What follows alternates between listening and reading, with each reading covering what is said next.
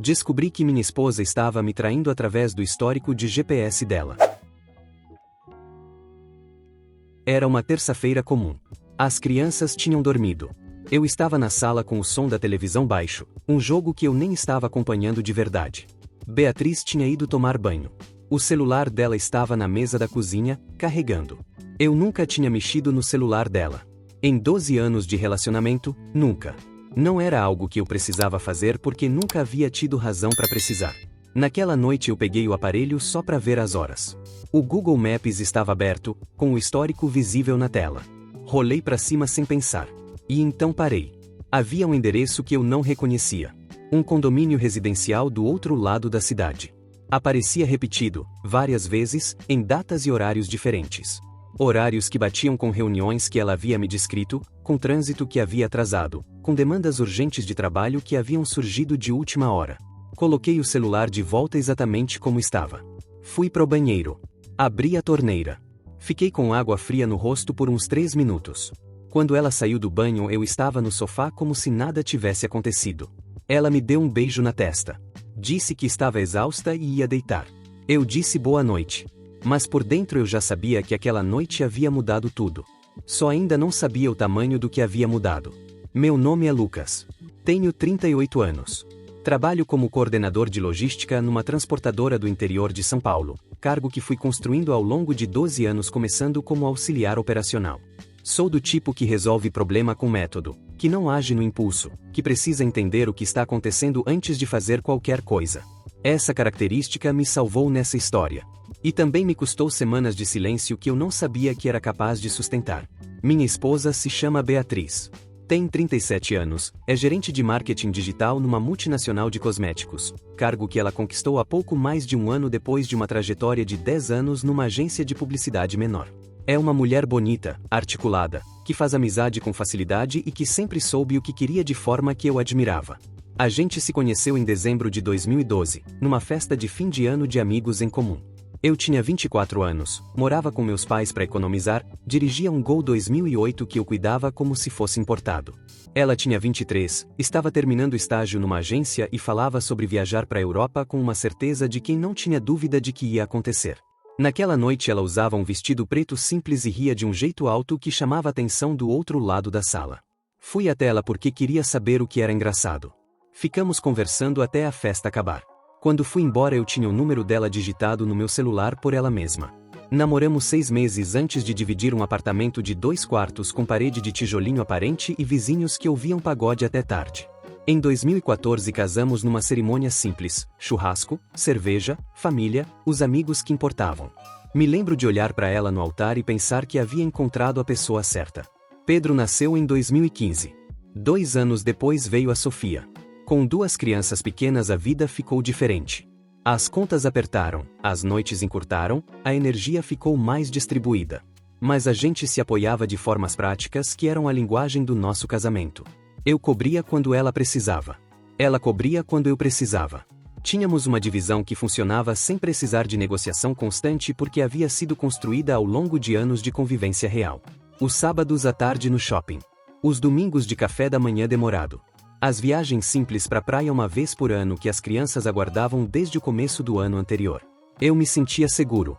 Achava que a gente havia construído algo que resistia ao tempo porque havia sido construído com cuidado. Essa segurança começou a rachar no segundo semestre do ano passado, quando Beatriz assumiu a gerência na multinacional. No começo foi só orgulho da minha parte. Era uma conquista que ela havia trabalhado para ter, uma promoção que havia chegado depois de anos de dedicação, e eu genuinamente ficava feliz quando ela chegava animada contando sobre as campanhas, sobre os resultados, sobre a equipe que estava coordenando. Havia um nome que aparecia nessas histórias com frequência. Um colega chamado Marcos, que trabalhava com criação de conteúdo e que ela descrevia como alguém com ideias brilhantes para redes sociais. Na época eu fazia piada quando ela mencionava ele. Perguntava se o Marcos era bonito, se eu devia ficar preocupado. Ela ria e dizia que ele era casado e tinha filho. Eu acreditava porque nunca havia tido motivo para não acreditar. O que eu não havia percebido era que as histórias sobre o Marcos eram frequentes demais para serem casuais. Não me dei conta porque cada menção individual parecia normal dentro do contexto de alguém que trabalhava junto e colaborava bastante. Era só quando eu somava todas que o peso ficava diferente. Mas eu não estava somando. Estava ouvindo uma de cada vez. O primeiro sinal concreto que ficou na minha memória de forma diferente foi um sábado que havia sido planejado com semanas de antecedência. A gente havia prometido às crianças um dia num parque aquático da cidade. Pedro e Sofia tinham falado nisso a semana inteira, tinham escolhido o que iam colocar na bolsa, tinham dormido mais cedo na sexta para acordar animados. Às 8 da manhã de sábado, enquanto a gente tomava café, o celular de Beatriz tocou. Ela foi pro quarto atender. Voltou com uma expressão que ela tentou neutralizar rápido, mas que eu percebi. Disse que havia uma emergência de trabalho. Um cliente importante precisava de uma apresentação revisada para segunda-feira, que voltaria antes do almoço. Eu fiquei com as crianças. Levei no parque, entrei nas piscinas, comi lanche ruim em embalagem de isopor com os dois, fiz a memória que eu havia planejado fazer com ela do meu lado. As crianças perguntaram por que a mamãe não tinha ido. Inventei respostas leves que elas aceitaram porque tinham 8 e 10 anos e ainda aceitam respostas leves. Ela chegou às 6 da tarde. O cabelo estava molhado. Havia um cheiro de perfume que eu não reconhecia como o dela de sempre. Quando perguntei como havia sido a reunião, ela disse que havia sido longa e cansativa, deu alguns detalhes vagos, e foi brincar com a Sofia no sofá antes que eu pudesse fazer mais perguntas. Eu fiquei na cozinha terminando de guardar as coisas da bolsa do parque. E fiquei com aquele cheiro de perfume na cabeça por dias sem saber o que fazer com ele. O segundo sinal foi mais concreto.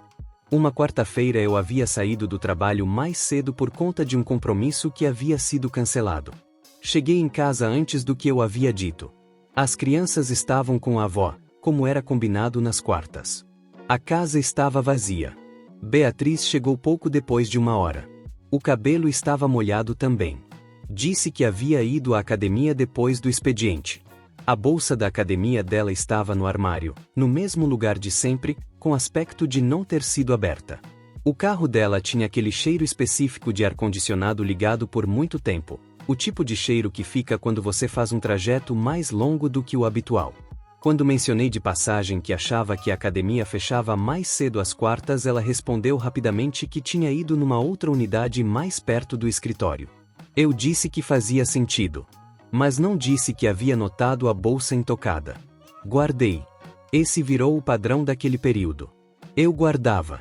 Notava uma coisa, arquivava, e continuava funcionando normalmente por fora porque ainda havia uma parte de mim que queria estar errado.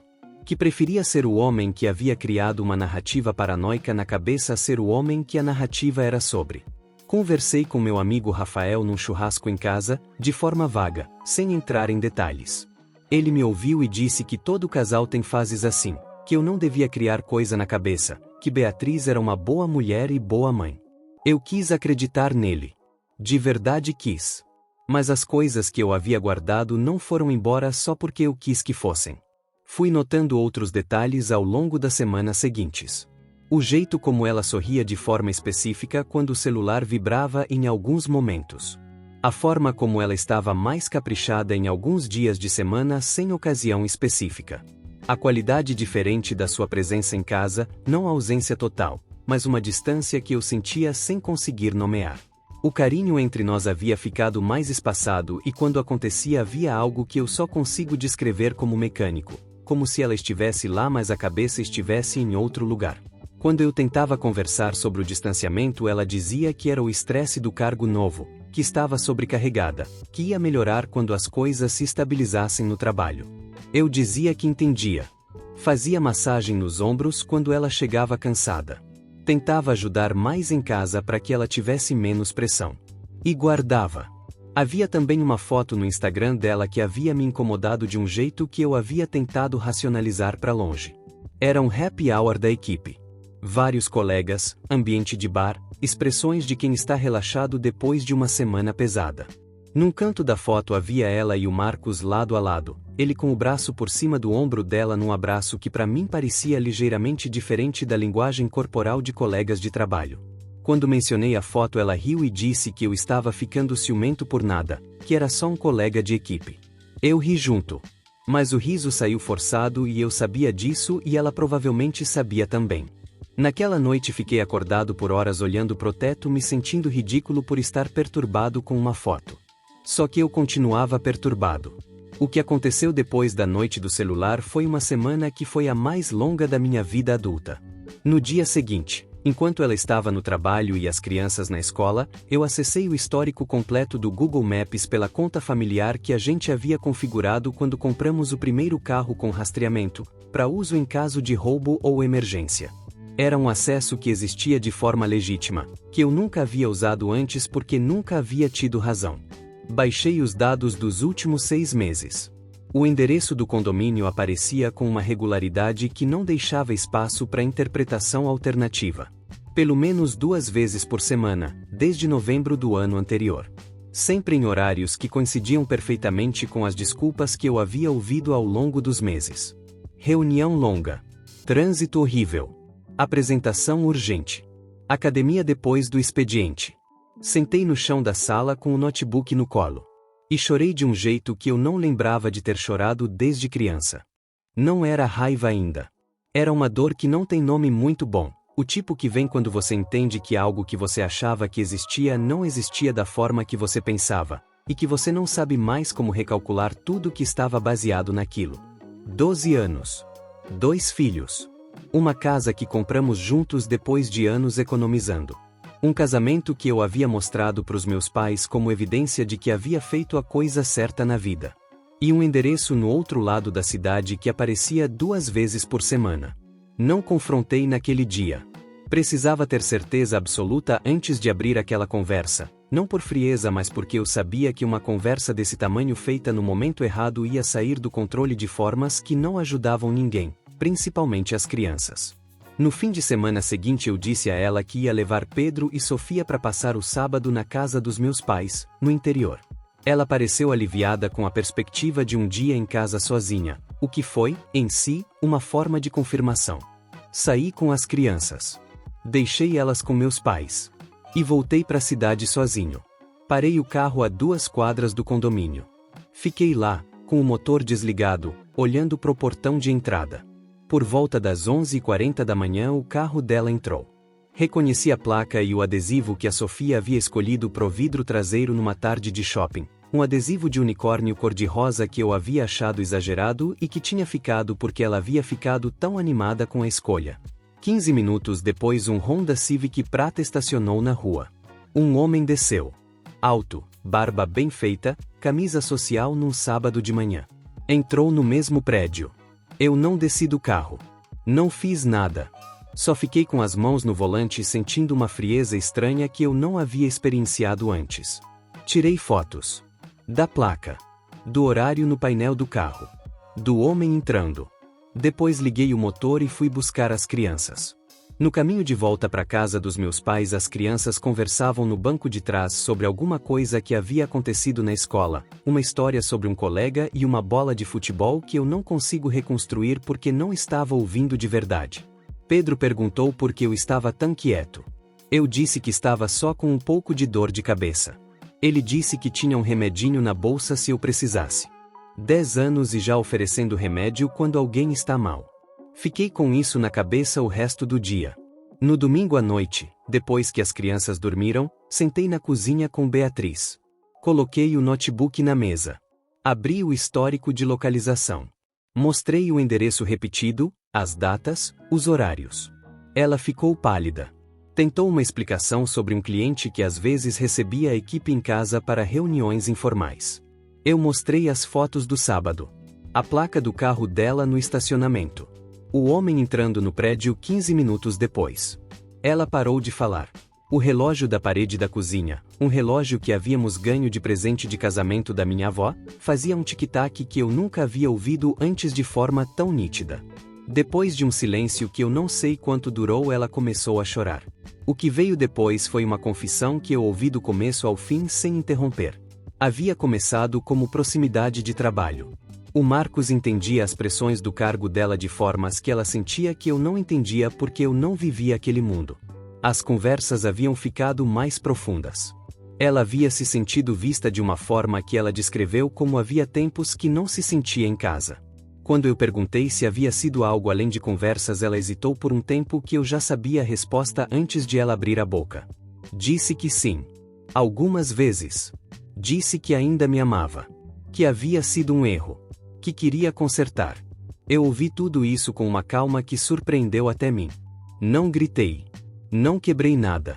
Não disse nada que eu me arrependeria depois. Levantei da mesa, fui pro quarto de hóspedes e tranquei a porta. Passei a noite inteira acordado. Não pensando em soluções. Não calculando passos. Só existindo naquele escuro com o peso do que havia ouvido. Os dias seguintes foram de uma convivência que era necessária pelas crianças e exaustiva por tudo mais. Pedro, com 10 anos, percebeu que algo estava diferente antes de qualquer adulto ao redor ter dito qualquer coisa. Uma noite ele veio até onde eu estava, sentou do meu lado no sofá sem dizer nada, e ficou lá por uns 20 minutos assistindo televisão encostado no meu ombro. Não perguntou nada. Só ficou. Eu coloquei a mão na cabeça dele e fiquei olhando pro televisor sem ver nada. Sofia, com 8 anos, fez um desenho. Uma casa com 4 pessoas de mãos dadas. Me entregou dizendo que era pra gente ficar bem.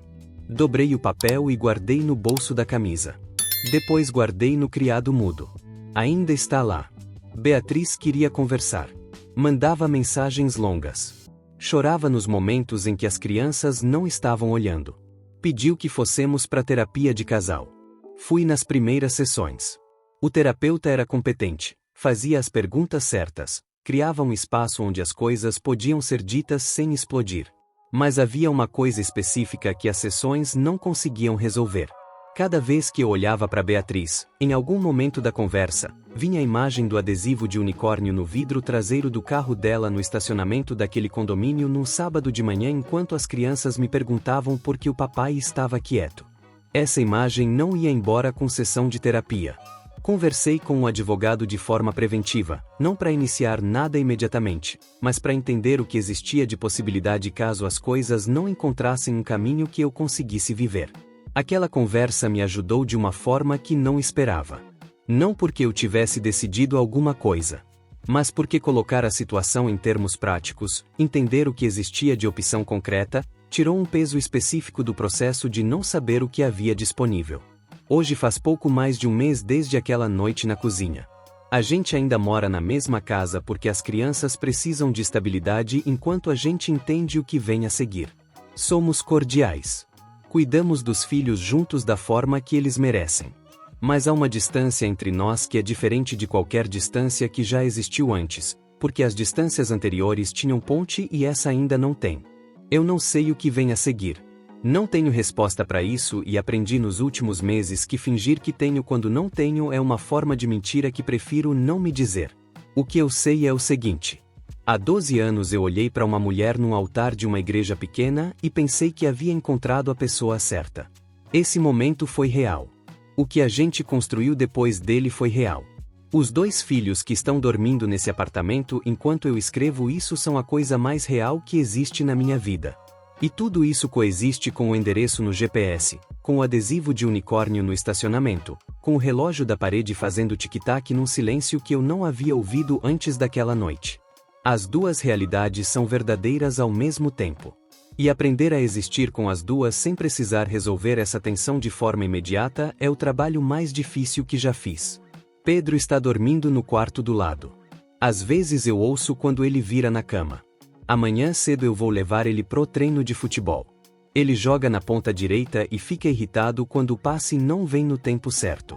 É exatamente igualzinho a mim quando eu tinha a idade dele, embora eu nunca tenha jogado futebol direito. Essas coisas continuam. Independente de tudo. E talvez seja exatamente isso que me mantém em pé.